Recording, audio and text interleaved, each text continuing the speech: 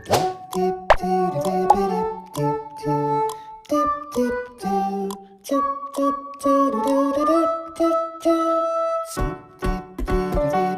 gabi sa tanan.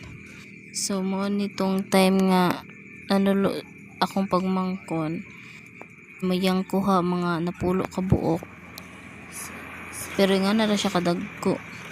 Kugyan gina siya maguhag alimang unyaya pong mama mo pitig ko na ispat. Tabangan naman nag-ispat kasi mapakan.